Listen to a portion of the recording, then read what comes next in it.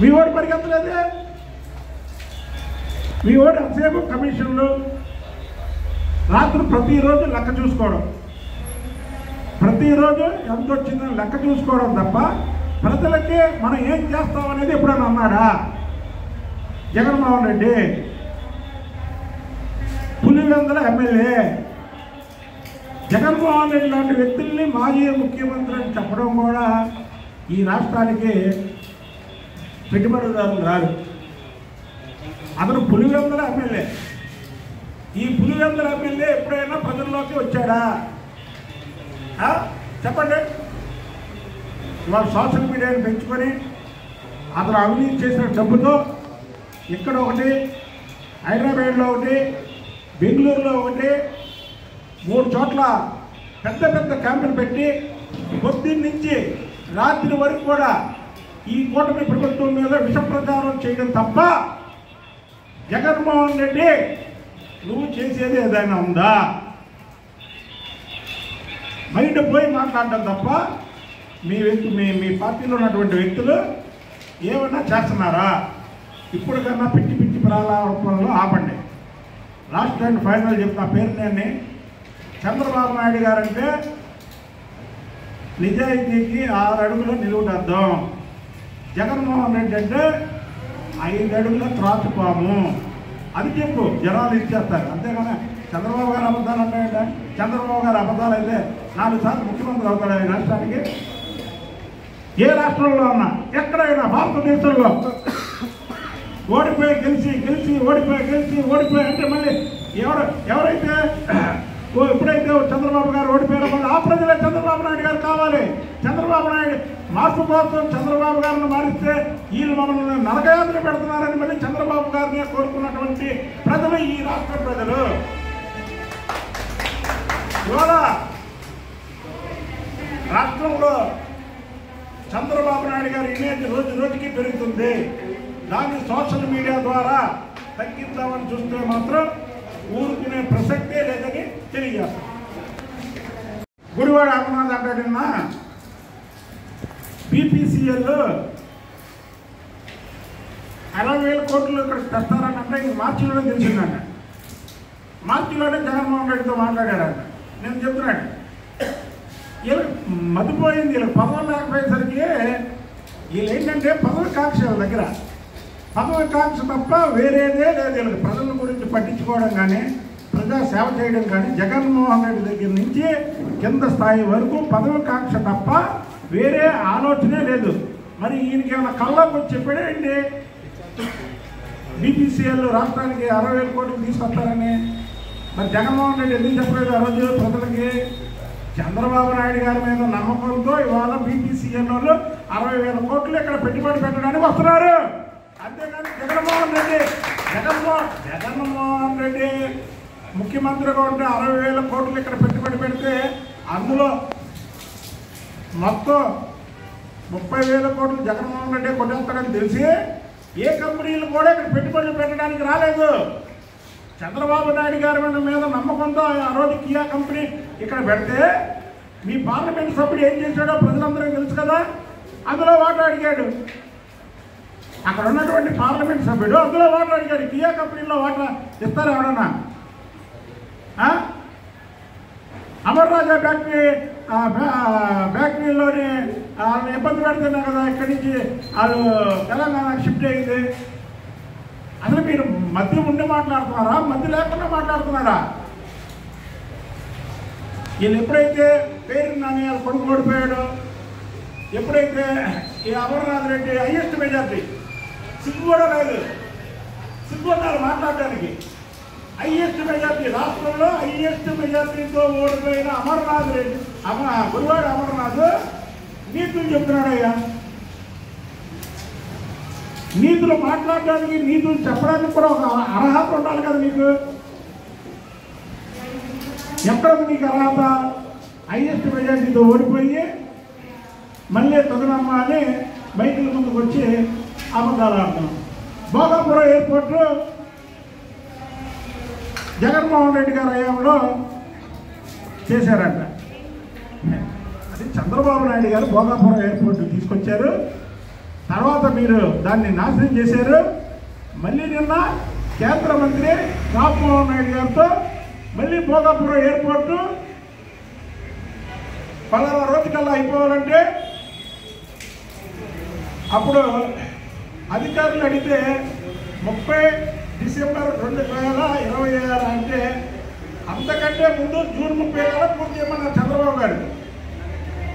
26 డిసెంబర్లో మేము పూర్తి చేస్తామండి అంటే అంతకంటే ముందు పూర్తి చేయాలని చంద్రబాబు నాయుడు గారు అధికారులు ఆదేశించారు. నువ్వే మాట్లాడేది అది ఈ పేరు నానిగాను గుడివారు అమర్నాథ్కి ఇద్దరికి మతిపోయి ఏదేదో మాట్లాడుతున్నారు. ఆఖరిగా ఆయన చెప్పిన సమాధానానికి అంటే కూటమి నాయకులు ఎవరు చెప్పలేదంట. అసలు పవన్ కళ్యాణ్ గారి దెబ్బకి మీరిద్దరూ మీ కులంలోనే వెలవేసినట్టు అయిపోయారు. మీరు పవన్ కళ్యాణ్ గారిని నానా మాటలన్నీ నానా బూతులు తిట్టి ఆఖరికి మీ కులంలో మీకు పిలుపులు లేకుండా చేసుకున్నారు. మీకు మైండ్ పోయి కూర్చొని మైండ్కి ఇష్టం వచ్చినట్టు మాట్లాడితే మాత్రం ఊరుకునేదే లేదు. చంద్రబాబు గారు మీరు పోరాడతాం, దేని మీద పోరాడతాం? మీరు మాట్లాడే మాటల మీద పోరాడతాం. చంద్రబాబు గారు చెప్పారు, పవన్ కళ్యాణ్ గారు చెప్పారు, ఎవరి మీద దాడులు చేయొద్దు, ఎవరిని ఏమనొద్దని. మా నియోజకవర్గంలో ఎవరి మీద దాడులు చేయట్లా, ఎవరిని ఏమంటలా. దాన్ని ఆసరాగా తీసుకొని మీరు మన ముఖ్యమంత్రి చంద్రబాబు నాయుడు గారి మీద ఇష్టానుసారం ఫెయిల్ అయ్యారంటే మాత్రం ఊరుకునే ప్రసక్తే లేదు. అరే ప్రెస్ మీట్ పెట్టడానికి, ప్రజలకి నిజాలు చెప్పడానికి, ప్రెస్ మీట్ ప్రజల దగ్గరికి వెళ్ళడానికి మీరు చెప్పేవన్నీ అబద్ధాలే. అసలు సోషల్ మీడియాని ఇదివరకు జగన్మోహన్ రెడ్డి దగ్గర సోషల్ మీడియా పనిచేసినట్టు ఎవరి దగ్గర పనిచేయాల. అలాంటి సోషల్ మీడియాని ఇవాళ డబల్ చేశారు. ఓన్లీ సోషల్ మీడియా మీద ఆధారపడుతున్నారు వీళ్ళు. ఇస్తారు చంద్రబాబు నాయుడు గారు సూపర్ 6లో ఉన్నటువంటి ప్రతి హామీని నెరవేరుస్తారు.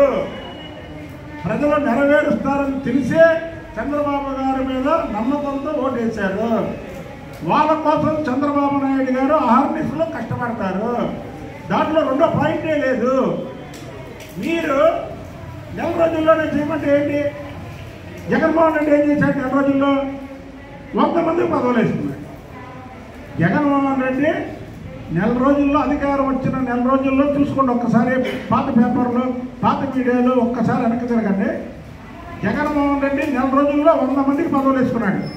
చంద్రబాబు నాయుడు గారు నెల రోజుల్లో 2 సార్లు ఢిల్లీ వెళ్ళారు. ఎంతోమంది పారిశ్రామికవేత్తలతో మీటింగ్లు పెట్టారు.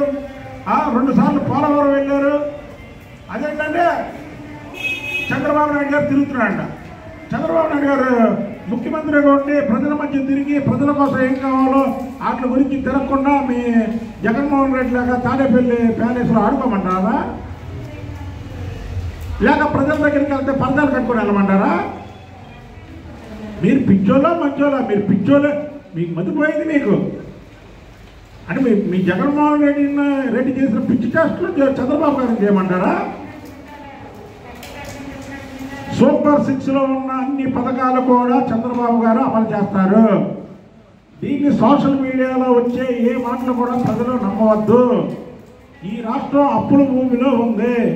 చంద్రబాబు గారు సంపదను సృష్టిస్తే జగన్మోహన్ రెడ్డి నాశనం చేసి రాష్ట్రాన్ని అధోగతి ఫోన్ చేశాడు.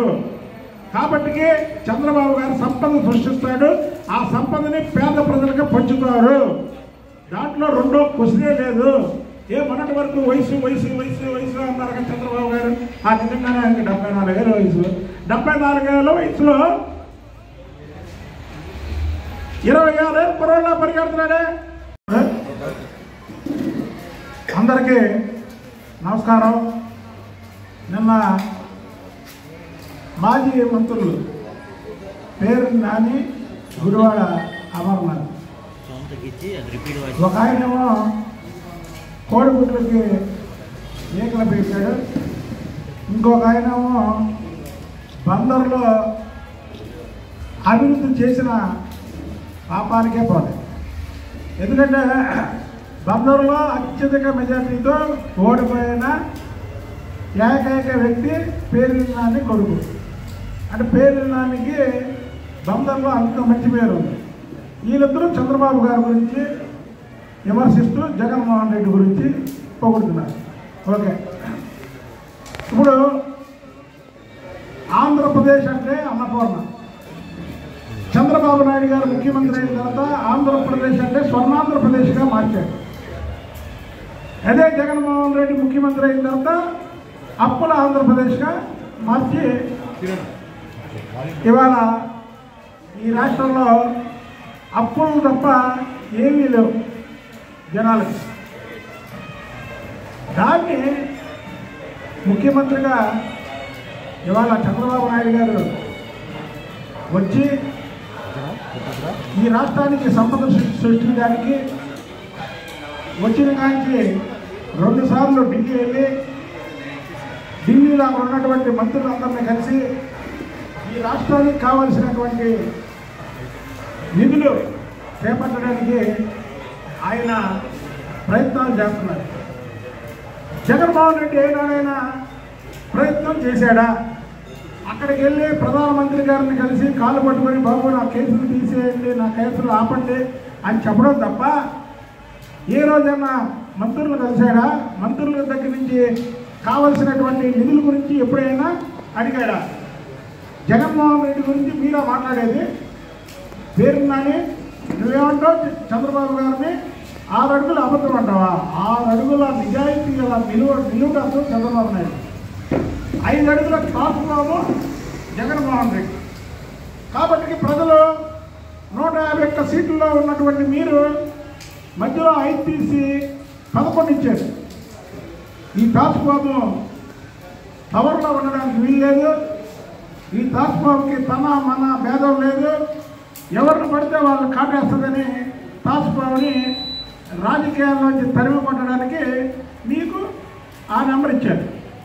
చంద్రబాబు నాయుడు గారు అంటే 6 అడుగుల నిజాయితీ గల నిలువుటద్దం. కాబట్టి ఈ తండ్రి వైఎస్ రాజశేఖర రెడ్డి కానీ నువ్వు కానీ ఆయన మీద ఎన్ని ఎంక్వైరీలు చేసినా ఎన్ని కేసులు పెడతామని చూసినా సరే ఆయన ఎక్కడ ఎప్పుడూ కూడా తప్పు చేయలేదు. కాబట్టి ఆయన మీరేం చేయలేకపోయారు.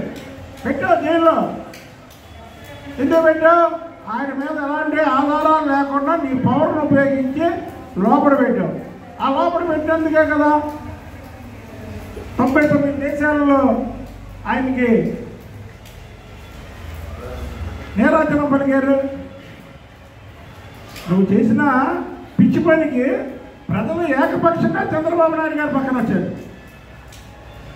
కాబట్టి ఈ పేరున్నాని ఈ కోరుకుంటున్న మంత్రి వీళ్ళిద్దరూ కూడా తెలుసుకోవాల్సినటువంటి విషయం ఉంది. ఇకపోతే గుడివాడ అమర్నాథ్ ఏమంటాడంటే, బాబు అమర్నాథ్ నన్ను పొద్దున్న సాక్షి పేపర్ చూసుకోవాలి సార్. సాక్షి పేపర్లో విశాఖ స్టీల్ ప్లాంట్ అమ్మేయడానికి కేంద్ర మంత్రి వచ్చాడు అన్నాడు సాక్షి పేపర్లో. సాయంత్రానికి విశాఖ స్టీల్ ప్లాంట్ అమ్మేదే లేదని కుమారస్వామి గారు ప్రకటన చేశారు. అంటే మీరు ఏ మత్తులో ఉన్నారు? సాక్షి మత్తులో ఉన్నారు. సాక్షి పేపర్లో రాసేయని అబద్ధాలని ప్రతి ఒక్కరికి తెలుసు. ఇంకెన్నాళ్ళు మాయ చేస్తారు, ఇంకెంతమందిని మోసం చేస్తారు. మీరు మాట్లాడే విధానం ఏంటి? నిన్న 4 రోజులు నిన్నటికి చంద్రబాబు నాయుడు గారు ముఖ్యమంత్రి సూపర్ 6 అన్నారు. సూపర్ 6లో ఒక పథకం అమలు చేశారు. ఇంకా 5 పథకాలు ఉన్నాయి. 5 పథకాలు కూడా అమలు చేస్తారు. ఎందుకు మీరు సోషల్ మీడియాలో తప్పుడు వార్తలు రాయిస్తున్నారు? అప్పుడే చంద్రబాబు నాయుడు గారు నిజాయితీగా ఉన్నాడు.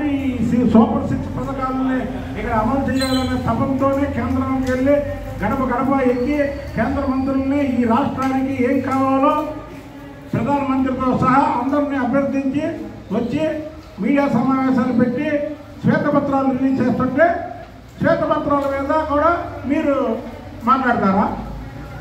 జగన్మోహన్ రెడ్డి పేరు వచ్చిన శ్వేతపత్రం రిలీజ్ చేశాడా? లేదా లైవ్లో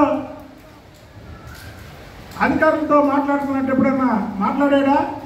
నిజాయితీ గల నాయకుడు కాబట్టి లైవ్ పెట్టాడు, లైవ్లో మాట్లాడాడు, రాష్ట్రానికి ఏం చేయాలో చెప్తున్నాడు. కనీసం మీ దగ్గర రికార్డింగ్ అని ఉందా? ఈ రాష్ట్రం కోసం ఈ రాష్ట్రం భవిష్యత్తు కోసం మాట్లాడినటువంటి రికార్డు అన్న ఉందా మీ దగ్గర? బుగ్గన రాజేంద్ర ప్రసాద్ ఎక్కిన 3 నెలలకు ఒకసారి అన్నట్లే. కియా వైఎస్ రాజశేఖర రెడ్డి ముఖ్యమంత్రిగా ఉన్నప్పుడు ఆయన లేఖ రాశాడు కియా ఇప్పుడు వచ్చిందని. అబద్ధాలు ఆడడానికి కూడా ఒక అర్థం పర్థం ఉండాలి. అలాగే